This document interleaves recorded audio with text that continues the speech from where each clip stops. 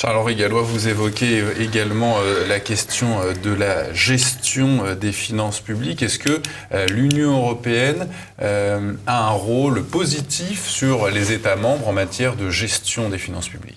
Non, au niveau global, on voit que l'endettement a explosé. Alors certes, il y a aussi la crise de 2008 qui a joué, mais finalement, ces règles soi-disant de bonne gestion des 3% ne sont pas révélées efficaces, parce que si l'Allemagne a diminué son endettement, mais du fait, encore une fois, qu'elle bénéficie de l'euro, les autres pays n'ont pas du tout désendetté. Au contraire, l'endettement a explosé partout, en Grèce, en Italie, en France, et il y a une raison, même si pour moi le gros de l'endettement, justement de l'explosion d'endettement, c'est justement parce qu'on a une faible croissance, et faible croissance, ça donne des faibles rentrées fiscales, et donc vous avez des déficits qui sont importants, vous êtes dans une économie en dépression, et il y a aussi le fait, même si ça explique en petite partie, qu'on ne peut plus du tout monétiser justement, alors qu'on pourrait monétiser une partie de l'investissement français, évidemment pas tout, parce que sinon on pourrait créer de l'hyperinflation, mais on pourrait monétiser une partie, notamment dans la transition écologique ou autre, des grands investissements de demain ou dans le bâtiment.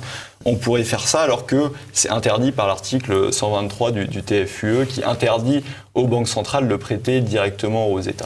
Sauf qu'on en parlera, mais je vais laisser Pierre poser sa question. Oui, allez, justement, Olivier, Charles-Henri Gallois, sur cette crise de 2008 que vous avez rapidement évoquée, comment est-ce que l'Union européenne aurait dû protéger les États membres ? L'Union européenne, ce qu'elle aurait dû faire déjà, c'est imposer, mais pour moi ça doit se faire au niveau national, c'est imposer la séparation des activités des banques de dépôt et des banques d'affaires. Voilà, c'est ça. Pourquoi ? L'esprit du Glass-Steagall Act qui avait été pris dans les années 30 sous Roosevelt. Exactement.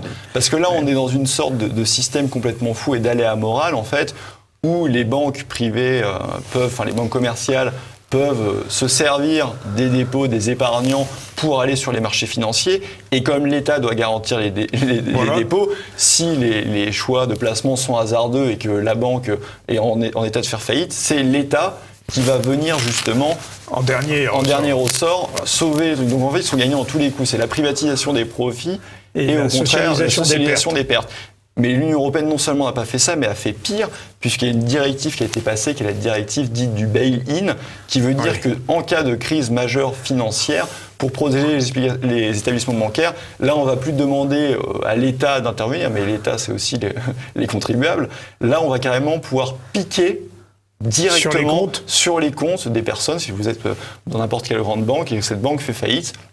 En premier lieu, pour se recapitaliser, on va pouvoir piquer sur les comptes. C'est quand même. Alors dans la directive, il y a une limite, c'est-à-dire qu'ils disent qu'ils ne piqueront qu'au-delà de 100 000 euros, mais on sait très bien que ça crée un précédent. Il y a eu le cas chypriote en 2013, et s'il y a une grosse crise financière majeure, les 100 000 euros ne tiendront jamais. À partir du moment où le principe a été posé et que ça a été fait notamment à Chypre, il est fort à parier qu'on descendra bien en dessous des 100 000 euros. On appelle ça du vol, alors qu'un gouvernement de bon sens aurait fait cette séparation justement des banques pour éviter une nouvelle crise. Là, ils ont fait des règles prudentielles comme Bâle 3 ou autres, mais on sait très bien que les tests qui sont derrière ne sont pas l'équivalent de ce que pourrait produire une grande crise financière. Et le fonds de garantie européen ne pourra pas suppléer... Non, ça c'est pas du tout suffisant. Et d'ailleurs, un fonds qui coûte encore une fois de l'argent à la France, j'en parle dans mon livre, c'est des coûts encore additionnels à la construction européenne. On parlait tout à l'heure des 53 milliards avec les normes, la contribution fiscale directe, etc. Mais il y a d'autres coûts, il y a aussi le coût de ces fonds, et il y a le coût de l'euro. Je ne sais pas si vous avez vu, il y a eu un think tank allemand qui a récemment justement tiré le bilan, ce que je disais après coup, l'euro à 20 ans, quel est le bilan de l'euro ? Mais il explique exactement ce que dit l'UPR, ce que dit François Asselineau, ce que dit Vincent Brousseau, ce que dit d'autres économistes comme Jacques Sapir. L'euro, finalement, a bénéficié massivement à l'Allemagne et aux pays du Nord et a été nuisible pour les pays du Sud.